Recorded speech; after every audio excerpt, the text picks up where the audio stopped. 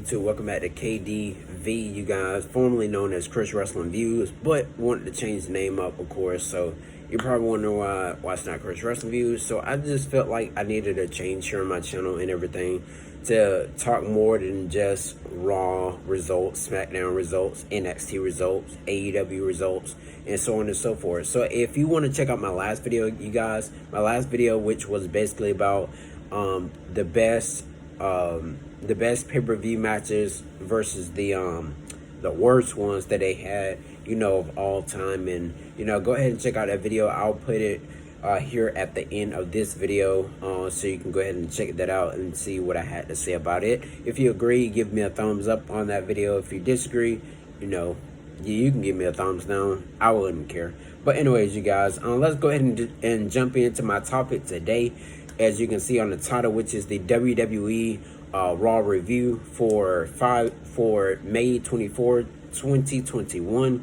You guys, the show was a pretty bit decent than it was last week, and so I was absolutely interested in the show. It was a little bit better than the past 2 weeks on Raw. So the opening came about, you guys, when Bobby Lashley comes out, of course, with MVP. They talked about WWE going back onto the road and saying that how MVP was saying how you can see your almighty WWE champion up close in person, and so on and so forth. Then he gets ready to talk about Drew McIntyre, and Drew McIntyre ends up coming out, and then he says whatever Bobby Lashley MVP business is his business too, because he wants back his WWE championship. He won his WWE championship match, either Hell in a Cell or however. And then after then, Kofi Kingston, you guys, he ends up coming out and telling Drew that he's gonna do the same thing to Bobby Lashley as he did last week, and that he's gonna do something that Drew can't do, which is pin Bobby Lashley. And Drew got real heated, you guys, at Kofi Kingston for that.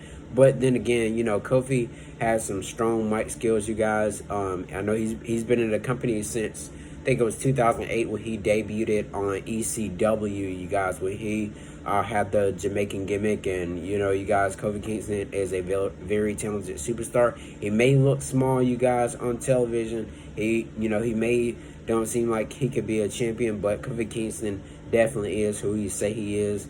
And he is, a WWE superstar, and that he's so on and so forth. But like I said, Kofi Kingston is a great superstar in my opinion, you guys. And yeah, I never seen that this was coming over him, trying to get back his championship. Because if you notice, when, let's see, it was, I think 2 years ago, maybe a year ago, where it was at a WrestleMania, I believe. I'm not sure.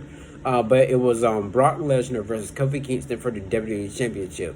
But Kofi Kingston lost that match, but he never got a rematch for his WWE Championship. Is why he accepted the open challenge last week in the main event on Monday Night Raw. Alright, so let's go ahead and jump into the first match. Adam Pearce came and made a match with Drew McIntyre versus Kofi Kingston. Winner faces Bobby Lashley at Hell in a Cell. Basically got highlights in the match. Drew does a few suplexes. Kofi Kingston comes back with, a couple of the backhand chest slaps or whatever, you guys. Drew McIntyre, ends up doing a couple of things, doing some suplexes and, stuff like that. And after then, you guys, Drew hits the spine buster on Kofi Kingston. And then Kofi ends up still kicking out. Kofi tries for the SOS, but after then, MVP and Lashley comes in and breaks up the match. So it could have been a triple threat match. Stay tuned here on my video to know. Alright, so the match ended up in a no contest, but I have to give that match a 4.2 because they did bring, their A game in that match. Alright, second match, you guys, we had Rhea Ripley versus Nikki Cross, you guys, because it was a backstage thing earlier during Raw.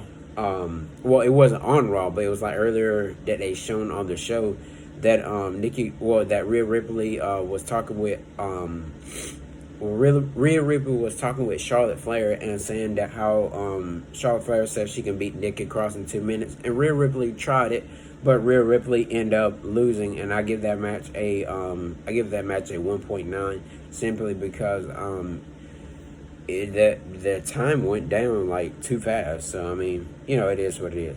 All right, third match we had, you guys. We had Charlotte Flair versus Asuka.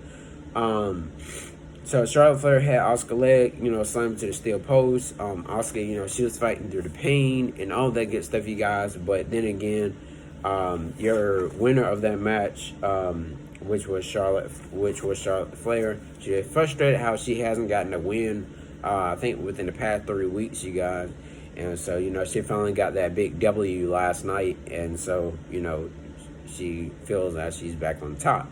All right, fourth. All right, the fourth match, you guys, we had Riddle versus Xavier Woods, which was one of my favorite matches of the night, you guys.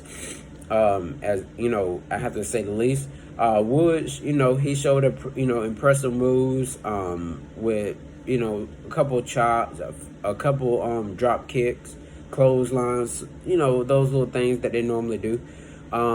Riddle tries to go for a floating bro but missed, but Riddle then hits the RKO. Surprisingly, you guys, I didn't expect it on that Xavier Woods. So your winner of this match is Riddle. So I gave that match a 3.4.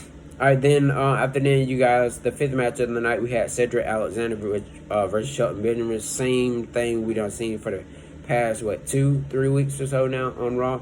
And so it ended up Cedric Alexander ends up poking the eye of Shelton and hitting his finisher for the win. Not really going to talk about that match, you guys, but the sixth match we had of the night, you guys, we had AJ Styles versus Jet. We had one half of the WWE Raw Tag Team Champions, AJ Styles versus Jackson Ryker, you guys. And in this match, you guys, Ryker showed that, he's not backing down to AJ Styles for nothing. I mean, he mainly had most of the match, you guys. But then again, that's when Elias came out and kneed AJ Styles on the face, to the face. And Jackson Ryker hits like some kind of side slam that he does, you guys. And then after the match, we seen Omos. The other half of the Raw Tag Team Champion, Omos. He comes up running down, you guys, to the match and see Elias hiding behind the barricade, and then pulls him over. And then Omos can run, you guys. He can run. I was like, what in the world? This guy is running. But, then again, you guys, I was like, well, we probably will see Jackson Ryker and Elias versus AJ Styles and Omos for the Raw Tag Team titles, possibly at Hell in a Cell or one of these weeks here on Raw. Alright, so yeah, you guys, that was a pretty cool match. That was another pretty cool match that I have to say the least that I didn't expect to see on Raw. It's another one of my favorites. Alright, then the seventh match we had Sheamus versus Humberto Carrillo. Sheamus dominates most of the match. Ricochet ends up coming out. It really wasn't a match, you guys, because the referee wasn't on the inside of the ring. He was on the outside, standing out there saying, no, and all that other stuff, you guys. But then again, you guys, it wasn't really a winner of this match. So Humberto and Ricochet ends up attacking the U.S. champion Sheamus. All right, then the main event we had Shayna Baszler and Nia Jax versus Tamina and Natalya for the WWE Women's Tag Team Championship. Shayna started off the match, of course. Then Reginald comes out. Natalya gets a few, strikes back in. And so after then, you guys, that's when, after Reginald came out, that's when Shayna told Reginald to leave or whatever. And then as Reginald was leaving, there was a fire blast, you guys, into the face of Reginald. And so, that's what ended up with the match being, with Natalya and Tamina end up retaining their women's tag team titles. Who